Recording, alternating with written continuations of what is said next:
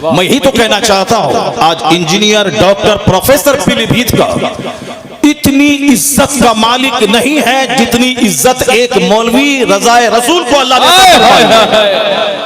ये इंजीनियर नहीं है, डॉक्टर नहीं है, मगर बड़े बड़े डॉक्टर इनका हाथ चूमते हैं सिर्फ इसलिए कि इंजीनियर को मालूम है उसको अपनी औकात, डॉक्टर को मालूम है अपनी औकात, कि जब तक वो दलाली ना करे, जब तक वो झूठ ना बोले, उस वक्त तक माल की फरावानी उसके पास आ नहीं सकती है। तो जहां झूठ है, जहां कमीशन खोरी है, जहां दलाली है, जहां एक एक लाख नहीं 50 लाख देके, रिश्वत देके जहां नौकरी हासिल करने की का शौक और ललक है, जिस नौकरी की इब्तदा ही हराम पे रखी जाए, सारी जिंदगी उसका चेहरा काला रहेगा, इसलिए कि सुख देने वाला अल्लाह है और अल्लाह की नाफरमानी करके जरिए रिस्क तलाश करने वाला आला हजरत ने कहा कि वह नौकरी हराम में कतई है जिस नौकरी में नमाज पढ़ने की फुर्सत न मिलती हो, वह जरिए रिस्क कभी बरकत नहीं लाता नमाज को छोड़कर। तो हमारे लोग सोचते हैं कि नौकरी मिल जाएगी, चैन से रहूंगा, जमीन बेच के, मकान बेच के दे दूं मदरसे में 50 लाख नौकरी मिल जाएगी, चैन से रहूंगा। तुम आज 50 लाख दे के नौकरी लेगा, कभी आईना में चेहरा देखना कि एक मस्जिद का इमाम का चेहरा जितना हरा है उतना तेरा चेहरा कभी हरा नहीं होगा।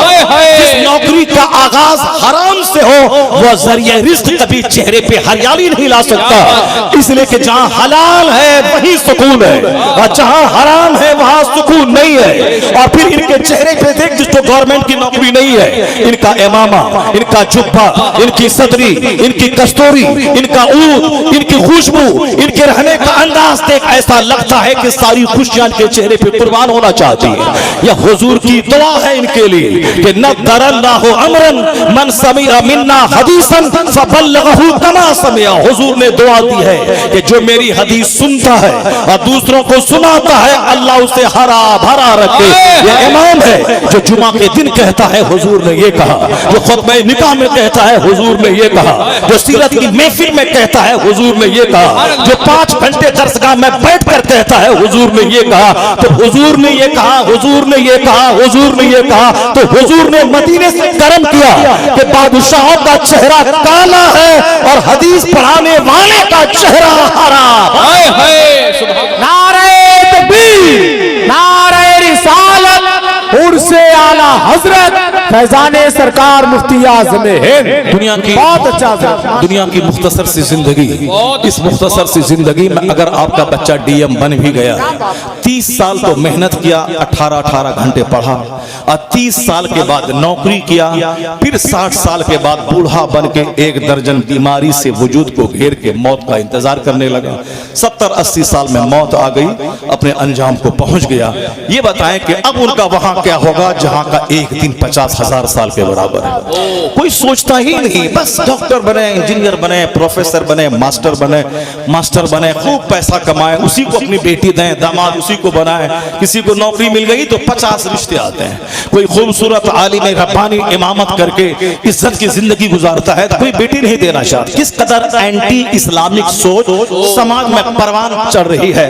इसलिए मैं आपसे कहता हूं कि जब दुनिया का सबसे बड़ा कॉमेडियन ब्रिटिश फिल्म स्टार, उनकी जिंदगी में खुशी नहीं है, और सुशांत सिंह राजपूत जैसा फिल्म का एक्टर करोड़ों के महल में रहने वाला, एक फिल्म में साइन करके 10-20 करोड़ कमाने वाला, आपने सुना होगा कि कोरोना काल में फांसी के फंदे पे लटक के उन्होंने जान दे दी। आप 5,000 रुपए, 10,000 रुपए या 5 लाख रुपए दूसरों की जमीन पे कब्जा करके दलाली करके 2-4 करोड़ कमा के क्या हासिल करना चाहते हैं? वहां 10 करोड़ एक फिल्म में साइन करके कमाने वाला जहर खा के नहीं, फांसी के फंदे पे फैन से लटक गया। सारा हिंदुस्तान को मालूम है सुशांत सिंह राजपूत जैसा खूबसूरत एक्टर वो फांसी के फंदे पे लटक गया। तो मगर आपने कभी नहीं सुना होगा कि पीलीभीत शरीफ में चाय बेचने वाला, चाय की दुकान में गिलास धोने वाला, कांदा बेचने वाला, लहसुन बेचने वाला, सेब बेचने वाला वो जहर खा के मारा हो। नहीं नहीं, जिसकी नजर अल्लाह रसूल पे नहीं है वो अरबों में खेले उसे जहर खाना पड़ेगा, और जिसकी नजर मुस्तफा जाने रहमत के फरमान पे है वो चाहे मजदूरी क्यों ना करे तभी भी खुदकुशी नहीं करेगा। आज की तारीख में आपको रिकॉर्ड बताऊं कि कोटा लो हमारे बच्चे जाते हैं अब मेडिकल की तैयारी करने के लिए, हमारे बच्चे भोपाल जाते हैं हैं मेडिकल की तैयारी करने के लिए। रिपोर्ट है कि हर महीने 10 से लेके 20 बच्चे सुसाइड करते हैं, खुदकुशी करते हैं, जिसको बाप ने मेडिकल की तैयारी के लिए भेजा, जिसको बाप ने IAS की तैयारी करने के लिए भेजा। क्यों? बच्चे से बाप माँ ने बड़ी उम्मीदें वाबस्ता कर ली, मेरा बेटा डॉक्टर बनेगा, IAS ऑफिसर बनेगा, नीट निकालेगा, JEE निकालेगा, UPSC निकालेगा, BPSC निकालेगा, UPSC निकालेगा, ये बहुत सारी तमन्नाएं वाबस्ता कर लेते हैं। मगर बच्चा जब वहां पढ़ता है और वो समझता है कि मैं इस काबिल नहीं हूं, मैं 18 घंटे पढ़ने के बावजूद भी नहीं निकाल पाऊंगी UPSC, मगर मेरे माँ बाप की उम्मीदें वाबस्ता है कि मेरा बेटा UPSC निकाल लेगा। अब अगर ये समझता है कि मैं नहीं निकाल पाऊंगा तो माँ बाप की तमन्नाएं अधूरी रह जाएंगी, वो जमीन बेच के मुझको पढ़ा रहे हैं। तो आफियत इसी में समझता है कि जहर खा के मर जाऊं, ताकि मेरे माँ बाप के सामने मैं अपना ये मुंह लेके नहीं जाऊं कि मैं नाकाम होगा। अक्सर बच्चे जहर खा के मरने के तैयार हैं, क्योंकि दूसरों का महल, दूसरों का मकान, दूसरों की गाड़ी। आज उजड़ गए हमारे नौजवान बच्चे। उन बच्चों को कॉलेज स्कूल छोड़कर मदरसे की चटाई पे 1 घंटा आके देखना चाहिए कि यहाँ कैसे कैसे लोग हैं, किस कदर जिंदगी की मस्तियां इनके साथ हैं। न खुदकुशी की बात है, न सुसाइड की बात है, न जहर खाने की बात है, न कार बंगला खरीदने की बात है। एक ही बात है कि दीन का काम करना है और मरने के बाद मुस्तफा की शफाअत से जन्नत में जाना है। यही वह फिक्र आखिरत है, यही वह फिक्र आखिरत है जो एक आदमी को हौसला देती है। बिलग्राम नारे तकबीर, नारे रिसालत, नारे गौसियत, मसलके आला हजरत हजरत सैयद हुसैन मियां साहब क़िबला बिलग्राम शरीफ, नारे रिसालत। सैयद साहब थोड़ा करीब आकर बैठ जाए, थोड़ा करीब आकर। सैयद साहब आ गए, महफिल में जान पैदा हो गई, महफिल में नूर आ गया। अल्लाह तबारक व तआला इन मशाइख़ कराम, सादात कराम, उलमा कराम, औलिया सालिहीन की बरकतों से हम सबों को जिंदगी भर माला माल फरमाए। इसी आलम में आप जाए नहीं, बहुत अल्हम्दुलिल्लाह खूबसूरत मजमा ऐसा लग रहा है कि मैं पीलीभीत शरीफ के इस दारुल उलूम में नहीं, बल्कि ऐसा लग रहा है कि जामिअतुर रज़ा के स्टेज से मैं खिताब कर रहा हूँ। ये रंग कहीं कहीं देखने को मिलता है, जो रंग इस्लामिया इंटर कॉलेज में देखने को मिलता है, जो रंग जामिअतुर रज़ा के स्टेज से देखने को मिलता है, उसी की खैरात और छोटी सी झलक कारी अमानत रसूल के इस इदारे में देखने को मिल रहा है। बेशक फैजान मुफ्ती अल्लाह तबारक व तआला सरकार आला हजरत के फैजान से इस मदरसे को मालामाल रखे। फैजान मुफ्ती आज़म हिंद, फैजान मुफ्ती आज़म हिंद। कारी रज़ा रसूल को अल्लाह सेहत और आफियत के साथ लंबी उम्र अता फरमाए। बस एक बात तो हो गई कि अल्लाह ने सुकून चैन सिर्फ अपनी याद में रखा है। क्या बात है? इससे हट के अगर आप चाहेंगे तो वहां नहीं है। अब एक दूसरी बात मेरी सुन लीजिए गौर से।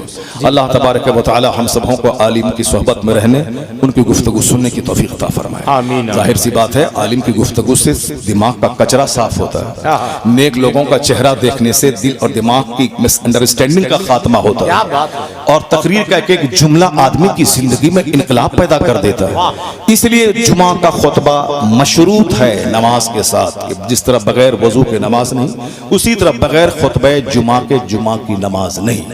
5 वक्त की नमाज बगैर खुतबा के, बगैर तकरीर के हो जाएगी, मगर जुमा की नमाज बगैर खुतबे के नहीं होगी। इसलिए शरीयत ने एहतमाम किया है कि आदमी का दिल दिमाग उड़ता रहता है, उलट पुलट होता रहता है, चटियल मैदान के पत्ते की तरह। तो इसको मरते दम तक कंट्रोल में और नियोजित रखने के लिए हर जुमा के दिन वाज सुनाना जरूरी है।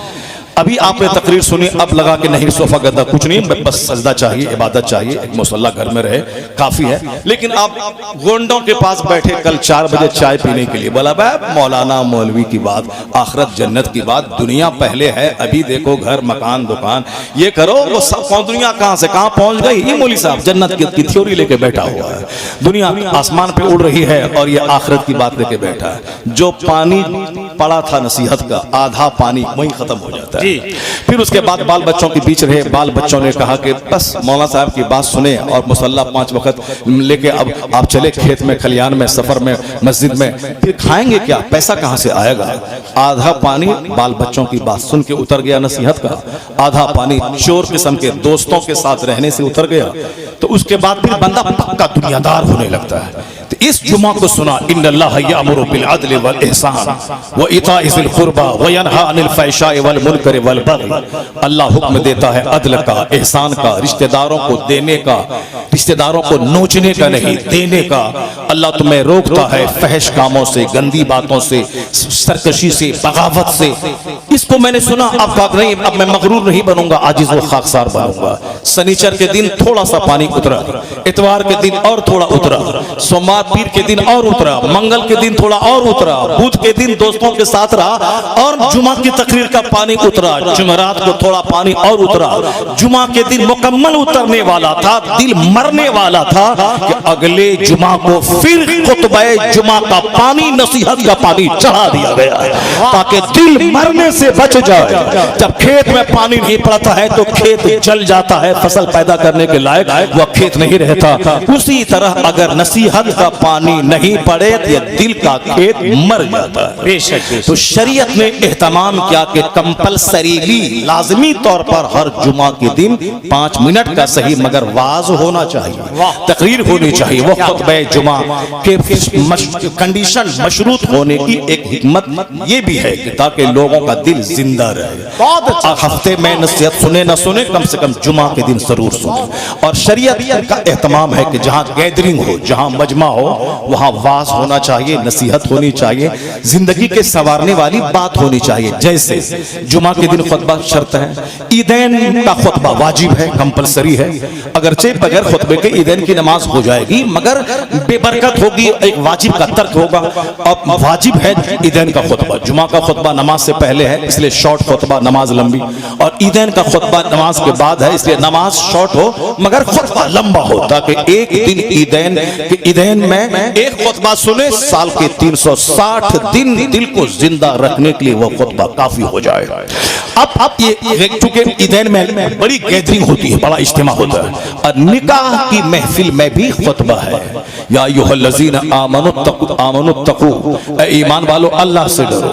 3 आयतें पढ़ी जाती हैं खुतबा निकाह में। या अय्युहन्नासुत्तकू रब्बकुमुल्लज़ी खलक़कुम मिन नफ्सिन वाहिदा। दूसरी आयत है या अय्युहल्लज़ीना आमनुत्तकुल्लाह हक़्क़ तुक़ातिही वला तमूतुन्ना इल्ला व अंतुम मुस्लिमून। तीसरी आयत है या अय्युहल्लज़ीना आमनुत्तकुल्लाह वक़ूलू क़ौलन सदीदा। यानी तीनों आयतों में अल्लाह से डरो, अल्लाह से डरो, अल्लाह से डरो। शादी खुशी का मौका है लेकिन तीनों आयात खौफ की तिलावत हुजूर ने की। ये खुतबा चूंकि सुन्नत है और सरकार ने ये खुतबा पढ़ा और 1400 साल से ये खुतबा पढ़ा जाता है, इसलिए कि शादी ब्याह में अक्सर लोगों के भटकने का चांस रहता है जी। खुशी का मौका है, खुशी का मौका है, इसलिए मुस्तफा ने 3 आयतों की तिलावत करके बताया मौका चाहे खुशी का हो मगर भटकने मत पाना, मुसलमान बन के रहना।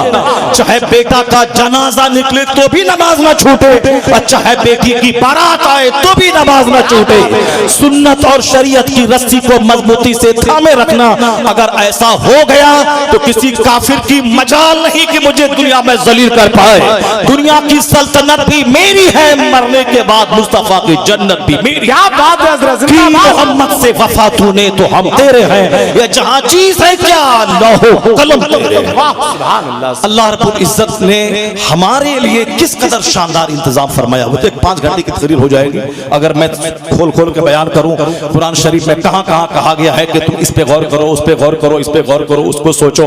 आज दिमाग ही नहीं है सोचने के लिए, चूंकि हुजूर ने फरमा दिया आखिर जमाने में लोगों की अक्लें छीन ली जाएंगी। तुनज़अु उक़ूलु अक्सर ज़ालिका ज़मान सयाती अलन्नास ज़मानुन, अनक़रीब लोगों पर एक ऐसा जमाना आएगा कि लोगों की अक्लें छीन ली जाएंगी, लोग दीवाना पागल हो जाएंगे। पागल होंगे तब ना शानदार डेकोरेशन, 100 रुपए का कार्ड और 10-10 करोड़ रुपए की शादी, 5 स्टार होटल की बुकिंग। मुस्तफा सबसे बड़े, उनकी बेटी फातिमा सबसे बड़ी, मौला अली शेरे खुदा सबसे बड़े। तो जन्नती अधेड़ मर्दों के सरदार हैं अली, जन्नती औरतों की मलका है फातिमा, और कायनात के मालिक को मुख्तार हैं फातिमा ज़हरा के वालिदे गिरामी। और फातिमा और अली की औलाद जन्नती नौजवान के सरदार है। सारी सरदारियां जिसके घर में हो, उस फातिमा ज़हरा की शादी 10 लोगों के बीच में पुराने कपड़े में मस्जिद नबी में हो रही है। सुभान अल्लाह। और हमारी बेटी जो फातिमा ज़हरा की धूल का करोड़वां हिस्सा भी नहीं है, उसके लिए 5 स्टार होटल की बुकिंग हो रही है। अब अगर कोई बोले कि अल्लाह कहां है, रसूलुल्लाह कहां है, गौसे आजम कहां है, ये मत बोल अल्लाह कहाँ है, या झांक के देख के तू कहाँ खड़ा। तेरा लिबास गैर इस्लामी, तेरी शादी गैर इस्लामी, तेरा अकीका गैर इस्लामी, तेरा कत्ला गैर इस्लामी, तेरी बोली गैर इस्लामी, और तू कहता है ये यहूदी मेरी गर्दन पे मुसल्लत कैसे हो गया, ये ईसाई मेरी गर्दन पे मुसल्लत कैसे हो गया। मत बोल अल्लाह कहाँ है, या देख के तू कहाँ है। और जिस दिन तू पक्का मोहम्मदी हो जाएगा उस दिन दुनिया भी तुम्हारी होगी, उकबा भी तुम्हारा। अल्लाह अल्लाह अल्लाह, क्या बात है हजरत, जिंदाबाद जिंदाबाद। बस मुंह में बोली आई, बोल दिया अल्लाह कहाँ है, रसूलुल्लाह कहाँ है। मुसलमान मर जाएंगे, कट जाएंगे, तब अल्लाह रब्बुल इज्जत मदद नाजिल करेगा, तब मुस्तफा अपना मुआजिजा दिखलाएंगे, तब गौसे आजम अपनी करामत दिखलाएंगे। जब सारा फिलिस्तीन मिट ही जाएगा तब गौसे आजम की मदद आके क्या होगी, कहाँ है। मत पूछ कि गौसे आजम की मदद कहाँ है। गौसे आजम कहते हैं कि जिस तरह ये आसमान सारी दुनिया को घेरे हुआ है, उसी तरह मेरा हाथ मेरे सारे मुरीदों के सरों पे है। सुभान अल्लाह। गौसे आजम कहते हैं मेरे उम्मीद का सत्र, मेरे मुरीद का सत्र अगर मशरिक में खुल जाए तो मैं मगरिब में रहूं, मैं उसका सत्र ढांप देता हूं। मैं जिस तरह हथेली पर रखे हुए दाने को देखता हूं, उसी तरह मैं अपने कायनात में फैले हुए अपने मुरीदों को मैं देखता हूं। गौसे आजम के शहर में कोई नंगा नाच करे, गौसे आजम के मजार के सामने कोई बेटी की शादी में नाचे,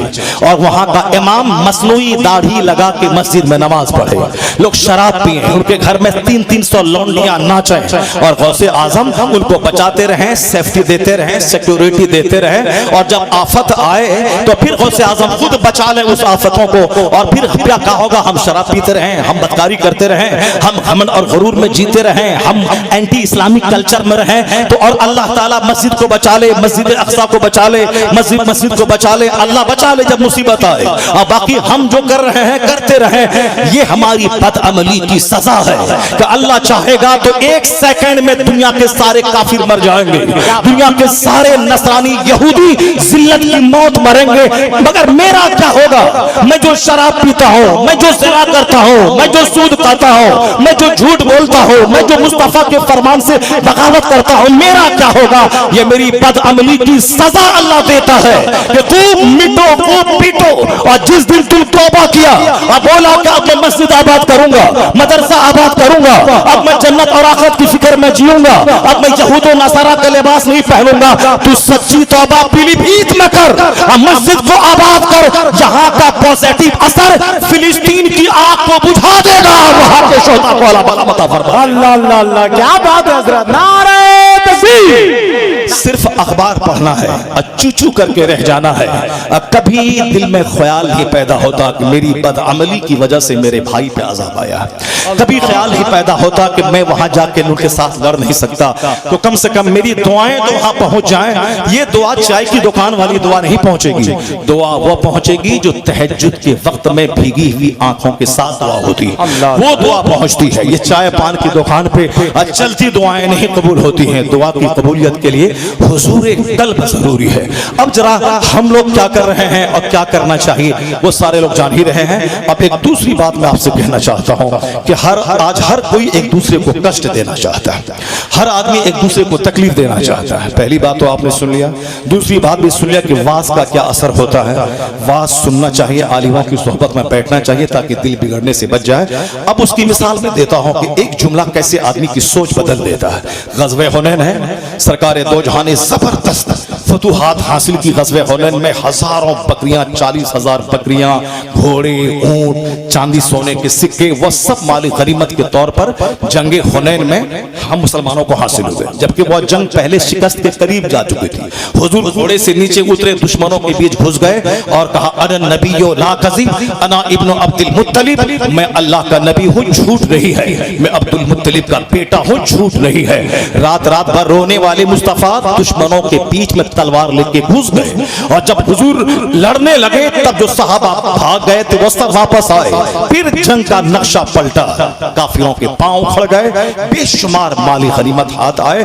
हुजूर ने खूब, जिन्होंने नया नया कलमा पढ़ा था फतेह मक्का के मौके पर, किसी को 4,000 बकरियां, किसी को 2,000 बकरियां, किसी को 1,000 बकरियां, खूब माली गनीमत से नवाजा। जो लोग मदीने से आए थे हुजूर के साथ में, वो 12,000 का लश्कर जर्रार जो फतेह मक्का के लिए आया था, था हुजूर के साथ, वो उनमें से कुछ नौजवान कहने लगे, लगता है कि आका अलैहिस्सलाम अपने मक्का के लोगों को नवाज रहे हैं, तो इनाम के वक्त में मक्का के लोग नजर आ रहे हैं और फिर जिहाद करने के लिए मदीने के अंसार साथ में आए हैं, तो हम लोगों को नजरअंदाज किया जा रहा है। जो नए नए कलमा पढ़े खूब नवाजा जा रहा है और हम लोग मदीना से चल के आए हैं और उसके बाद हम लोगों को नवाजा नहीं जा रहा है। हुजूर के कान में यह खबर आई, सरकार ने अंसारे मदीना को बुलाया और बुलाने के बाद सिर्फ इतना कहा, मैंने सुना है कि तुम लोगों ने ऐसा ऐसा कहा है। तो उनके बूढ़े बुजुर्गों ने कहा, नहीं नहीं हुजूर, कोई नौजवान चंद बच्चे हैं जिन्होंने ऐसा कहा होगा, सरकार ऐसा नहीं है। तो हुजूर कहने लगे, अगर तुमने ऐसा कहा है तो सुनो, अभी मक्का फतह हुआ है, नए नए ये लोग कलमा पढ़ के इस्लाम में दाखिल हुए हैं, तो अब जन्नत तो वहां मिलेगी। सरकार के फरमान का तेवर यह था, अगर यहाँ अभी माल उनको मिल जाता है, उनको लगेगा कि इस्लाम लाने का फौरी फायदा ये मिला कि हजारों बकरियां हजारों जानवर मिल गए, दुनिया का माल मिला। ये तालीफ कल्ब के लिए हुजूर ने ऐसा किया था और कहा था, ए अंसारे मदीना, ये लौट के जब मक्का जाएंगे उनके साथ बकरियां होंगी, उनके साथ घोड़े होंगे, उनके साथ ऊंट होंगे, उनके साथ सोने चांदी के सिक्के होंगे, लेकिन तू अगर यहां से लौट के मदीना जाएगा तो तेरे साथ घोड़ा हो ना हो, रसूलुल्लाह तेरे साथ जाएगा। अल्लाह सब्र। इतना सुनना था कि मदीने के अंसार रोने लगे, दाढ़ियां भीग गई, कहा मैं अल्लाह से राजी हूं, मैं रसूल पाक से राजी हूं, मैं इस्लाम से राजी हूं, मुझे नहीं चाहिए घोड़ा बकरी, मुझे रसूल पाक चाहिए, मेरे लिए मुस्तफा काफी है। एक जुमला मुस्तफा का ट्रेंड बदल दिया, सुभान अल्लाह। एक जुमला हुजूर का सोच बदल दी, जैसे कि जिंदगी में नई खुशी मिल गई हो। यही बात हमेशा होती है। एक मौलवी साहब बोला कि गौसे आजम के शहर में बम गिर रहा है, गौसे पाक क्या कर रहे हैं? मैंने कहा गौसे पाक नाराज हैं इसीलिए बम गिर रहा है, और जिस दिन गौसे पाक खुश हुए सारी बमबारी खत्म हो जाएगी। गौसे पाक नाराज हैं इसीलिए बम गिर रहा है। पढ़े लिखे लोगों के दिमाग में भी बहुत सारी बातें आती हैं, मौलाना है तो क्या हुआ, पीर साहब हैं तो क्या हुआ, मगर अच्छी बातें सच्ची बातें सबको सुननी चाहिए, सबको वाज जुमा का खुतबा सबको सुनना चाहिए। पीर साहब हैं, 1 लाख मुरीद हैं, कुछ भी नहीं, वाज सुनना पड़ेगा। तकरीर सुनिए, आपके पास भी दिमाग है, खोपड़ी है, ये खोपड़ी उलट पुलट हो सकती है। मैंने बरेली में एक बहुत बड़े इज्तिमा में कहा था, आज जो खानकाहों में जो जंग है, हम सजादा नशी, हम गद्दी नशी, एक ही वजह है, चूंकि बच्चे डीएम नहीं है, एसपी नहीं है, मास्टर नहीं है, प्रोफेसर नहीं है, बुखारी शरीफ पढ़ाने किस लायक मुदर्रिस नहीं है, हाफिज कुरान की तरावी सुना दे। अब पीर साहब का बेटा है, आराम से रहा, वो तो पीर साहब का बेटा रजाए रसूल है कि बाप आलिम था तो बाप के नजदीक रहकर बेटा भी जबरदस्त आलिम बन गया। बाप इंडिया में पढ़ा तो बेटा जाके मिस्र से पढ़ के आ गया। ये बाप भी आला, बेटा भी आला, वरना अक्सर पीर साहब का बेटा जाहिल, पीर साहब का बेटा जाहिल, क्योंकि पीर साहब का बेटा है। हम अरबपति आया, हाथ चूम लिया, मौलाना साहब इमाम है मस्जिद के, बहुत बड़े काबिल आलिम हैं, हाफिज कारी मौलाना सब हैं, पीर साहब का बेटा है, हाथ चूम लिया। मोहब्बत है, अकीदत है, पीर साहब की वजह से बच्चे का एहतराम, शहर का एहतराम। तो इस एहतराम ने उन बच्चों के मजाज को खराब कर दिया, वो बच्चे बुज़दिल हो गए, वो बच्चे काहिल हो गए। जैसे अजमेर का मुजाविर, वो काली टोपी रामपुरी पहनना, दाढ़ी मोछ सफा सट करना, चूंकि फ्री में पैसा मिल रहा है, इसलिए वहां जिनाकारी ज्यादा है, सट्टाबाजी ज्यादा है। अब वो चला है आला हजरत के खिलाफ बोलने के लिए कि बरेली में 40 लाख लोग उर्स रजी में आ जाते हैं, सारे उलमा बरेली बरेली, रजा रजा। अब उन्होंने रजा के खिलाफ बोलना शुरू किया।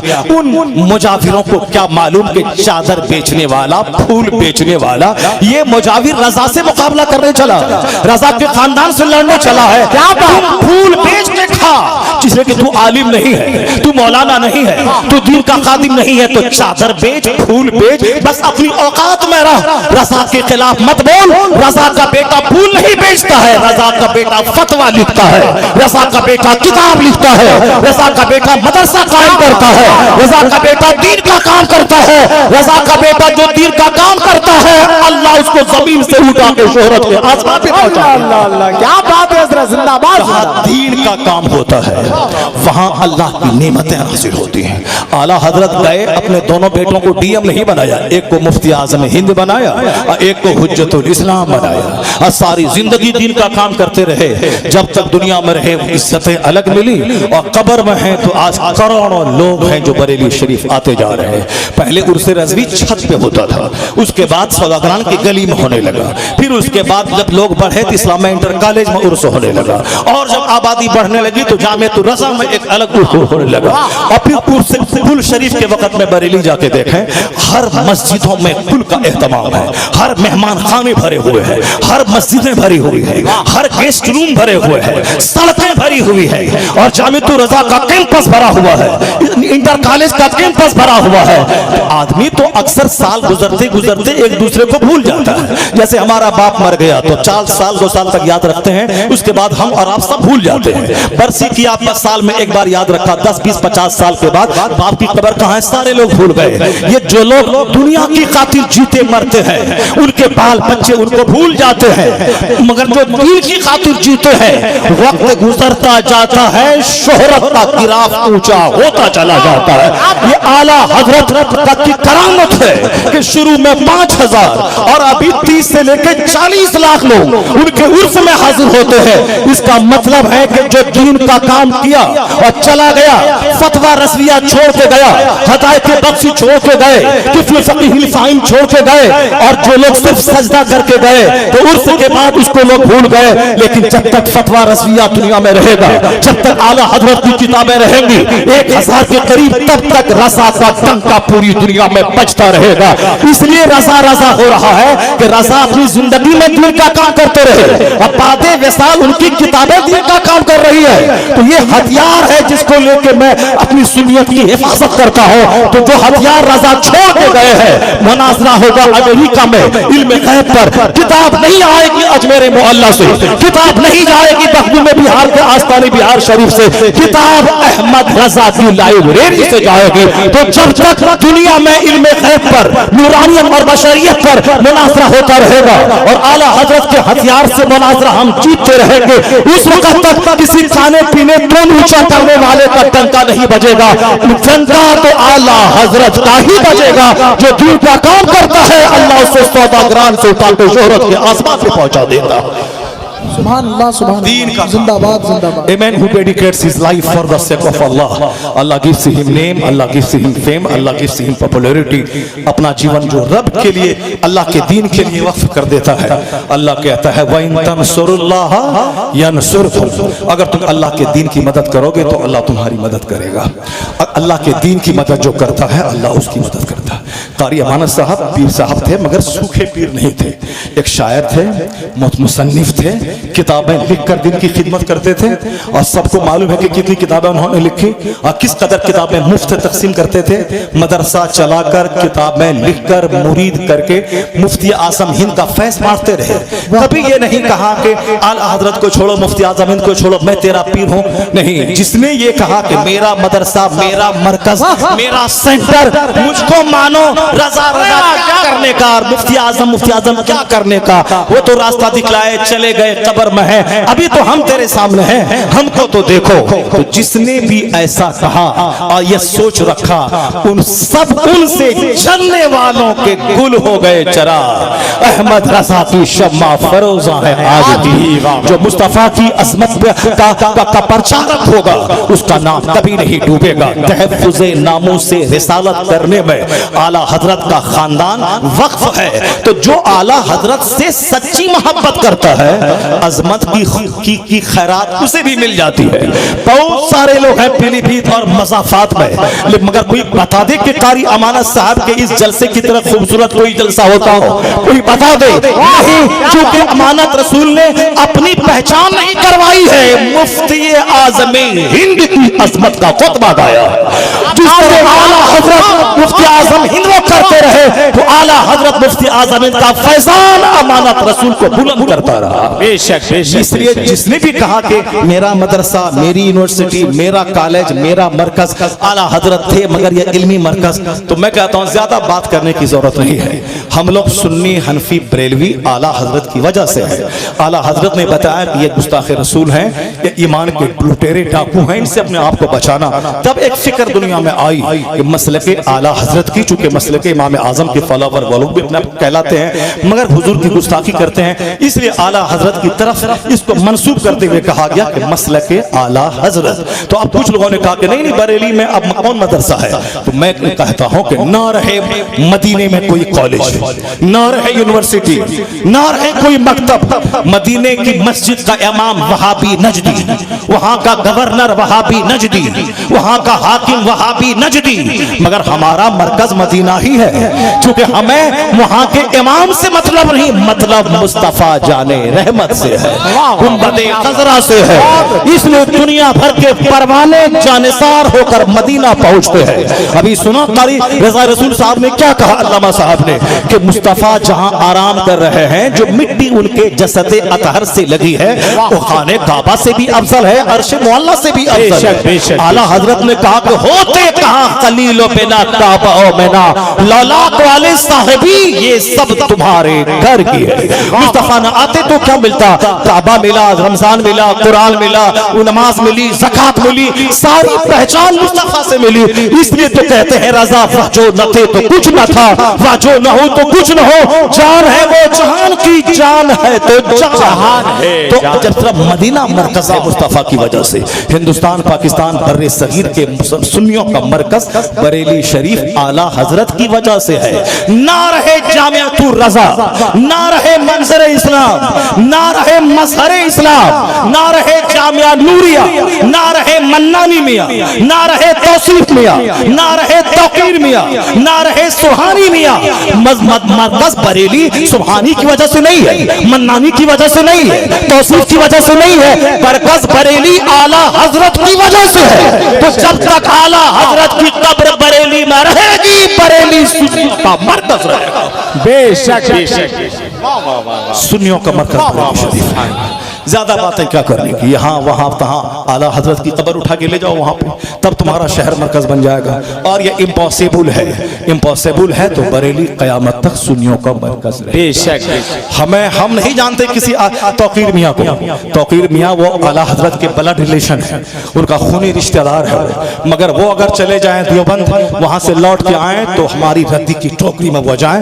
हम उनको नहीं जानते हैं, हमारे लिए वो काबिल एहतराम नहीं है। और अगर कोई बिहार के देहात का कोई मौलवी मसलक आला हजरत का प्रचारक हो, सच्ची मोहब्बत करने वाला हो, तो हम उससे मोहब्बत रखते हैं। तो आला हजरत, उनके खानदान से मोहब्बत आला हजरत की वजह से है। तो जो आला हजरत का बच्चा अगर आला हजरत के मिशन पर ना रहे तो वो हमारा कोई नहीं है। हम इसलिए मोहब्बत करते हैं उनकी औलाद से कि वो आला हजरत के मिशन पे गामजन है, इसलिए वो हमारे लिए काबिल एहतराम है। और अगर जो उनके मिशन पे ना रहे वो आम इंसान की तरह है, हमारे लिए वह कुछ नहीं है। क्योंकि बरेली मरकज न किसी तौकीर तस्लीम की वजह से है और न किसी वजह से, बरेली मरकज आला हजरत की वजह से है। तो आला हजरत जब तक बरेली में रहेंगे, सुन्नियों का मरकज, जोर से बोलिए, सुन्नियों का मरकज बरेली शरीफ है। अब जरा मेरी तकरीर का एक टॉपिक और सुनिए। जो बातें मैंने कहीं आज हर नफरतों का दौर है, सारे लोग नफरत फैलाना चाहते हैं, कहते हैं कि तुम मर जाओगे, तुम काटे जाओगे, तुम पीटे जाओगे, तुम्हारा मुस्तकबिल ऐसा है, तुम्हारा ये हुआ है। यानी सिर्फ नफरत और गम डालना, मुसलमानों को गमगीन करना, ये हमारे कुछ लोगों का शेवा है। मगर सुनिए हुजूर क्या कहते हैं। आका कहते हैं कि अहब्बुल आमाल इल्लाह ताला इदखालु सुरूर फी क़ल्बिल मोमिन। मुस्तफा कहते हैं अल्लाह के नजदीक सबसे पसंदीदा अमल है एक मोमिन के दिल को खुश कर देना। सुभान अल्लाह। अपने से कष्ट मत बांटिए, अपने से सुख बांटिए, दूसरों को तकलीफ मत पहुंचाइए, चेहरा मुस्कुराता हुआ मिलिए ताकि दूसरों को तकलीफ न हो, खुशी मिले, आपके चेहरे को देख के खुशी मिले। हुजूर ने फरमाया है फला तहक़िरन्ना मिनल मारूफ शैआ वलो अन तलक़ा अख़ाका बिवजहिन तलक़। हुजूर कहते हैं किसी नेकी को हकीर मत समझना, यहाँ तक कि अपने भाई से मुस्कुरा के मिलना तेरी तरफ से सदका है। सुभान अल्लाह। मेहमान के साथ दरवाजे तक चल के जाना, यह मेहमान के दिल को खुश करना है। अस्सलामु अलैकुम व रहमतुल्लाह कह देना, बरकातहू कहना एक मोमिन के दिल को खुश कर देता है। आने के बाद तपाक से खड़े होकर मिलना एक मोमिन के दिल को खुश कर देता है। मोमिन की तारीफ करना मोमिन के दिल को खुश कर देता है। आज गीबत, चुगलखोरी, हसद, जलन सामने बहुत अच्छे मौलाना है, एक सेकंड जहां रुख वहां से फिरा, बहुत बड़ा पापी और बहुत बड़ा जोकर है ये आदमी, एक सेकंड में नजरिया बदल जाता है। लोग इस कदर अंदर से कमजोर हैं कि सुबह कुछ, शाम कुछ, जबान पे कुछ, दिल में कुछ, लगता है देखने में कि मस्जिदें भरी हुई हैं, मगर बाज बुजुर्गों ने जब मस्जिदों में रखे बैठे हुए लोगों को दिखलाया, लगा कि सारे लोग जानवरों की शक्ल में हैं। यानी जबान पे कुछ, दिल में कुछ, चेहरा सामने का कुछ, पीछे का कुछ, मुनाफिकत से लोग भरते चले जा रहे हैं। और मस्जिद में बैठ के गीबत, खानकाहों में बैठ के गीबत, हर जगह बैठ के गीबत, सिर्फ गीबत, शिकायत, हसद और जलन, ये सारी बातें होती हैं। मगर खुशी दिल को देना, तारीफ करना, गायबाना तारीफ बयान करना, और जब वह शख्स सुनेगा कि फला बंदा गायबाना मेरी तारीफ लोगों के सामने कर रहा था, वो दिल से दुआ देगा। मगर अभी दुआ कोई लेना नहीं चाहता, सिर्फ गीबत करना चाहता है। ऐसे माहौल में मौलाना लोग भी तकरीर कर में तुम मर जाओगे, कट जाओगे, पिट जाओगे, इस्लाम का मुस्तकबिल बड़ा खतरनाक है, ये सब कहते हैं। मगर मैं चाहता हूं कि एक बात कुरान से आपको बयान करूं ताकि आपका दिल खुश हो जाए। अल्लाह क्या कहता है, युरीदून लियुत्फिउ नूरल्लाहि बिअफ़वाहिहिम वल्लाहु मुतिम्मु नूरी। ये काफिर अपने मुंह से इस्लाम का नूर बुझाना चाहते हैं और अल्लाह उस नूर को पूरा करना चाहता है। जिसको काफिर बुझाना चाहते हैं और अल्लाह जिसे पूरा करना चाहता है। काफिरों की बात झूठी, अल्लाह की बात सच्ची। अल्लाह इस्लाम को पूरा करना चाहता है, इस्लाम को हर घर में पहुंचाना चाहता है। तो बंदों की मेहनतें रंग नहीं लाएंगी। अल्लाह ने जो कुछ कहा वह सच होके रहेगा। वक्ती तौर पर मुसीबत आई है, बस सब्र करें और जज्बे जिहाद से लबरेज होकर अपने अपने अमाल का मुहासबा करें। और फिर जो तरकीब मुस्तफा ने बताई है कि दुआ मदीने में भी हो सकती थी, मगर हुजूर ने मदीने में दुआ न करके मैदान बद्र गए, 313 को लेके गए, सबों के हाथ में तलवार दे दी, शहादत का शौक पैदा किया। फिर उसके बाद मुस्तफा एक झोपड़ी के पास खड़े होकर दुआ करने लगे। पहले तदबीर, उसके बाद दुआ, उधर से मेहनत चली और फिर आसमान से 5000 फरिश्तों की बारात नाजिल हुई। वह दुआ अगर मदीने में होती, जिहाद ना करके, फिर वह फरिश्ते 5000 भी उतरते, मगर मदीने से चल के बद्र आए। पहले कील कांटे दुरुस्त किया, फिर उसके बाद जंगी तदबीर बताई, अब उसके बाद दुआ करने लगे अल्लाह से, लाही यह छोटी जमात आज हार गई तो कयामत तक तेरी परस्तिश न हो पाएगी, तू अपना वादा सच्चा कर दिखा। पहले तदबीर, पहले स्ट्रगल, पहले जद्दोजहद, पहले जान की बाजी लगा के इस्लाम बचाने की फिक्र, तब आए वहां सहाबा को लेकर शहादत का जाम पिलाने के लिए। उसके बाद दुआ की, फिर क्या हुआ, वह दुआ रंग लाई कि 5000 फरिश्ते आसमान से जमीन पे उतर गए। ये 70 मक्का के सरदार मारे गए, 70 गिरफ्तार कर लिए गए, 1100-1200 फौज के पांव उखड़ गए, सब सलील होके, रुस्वा होके मारे गए, भागे। इस्लाम को फतह मुबीन हासिल हुई। आज यूरोप का दानिश्वर कहता है इस्लाम कैसे दबेगा, इसकी बुनियाद उसी दिन मजबूत हो चुकी थी जिस दिन 313 को मैदान बद्र में फतह मुबीन हासिल हुई थी। उसी दिन इस्लाम मजबूत हो चुका था जिस दिन मैदान बद्र में फतह हासिल हुई थी। पता चला कि जद्दोजहद, स्ट्रगल, जान की बाजी लगाना, बाल बच्चों से ज्यादा अल्लाह से मोहब्बत करना।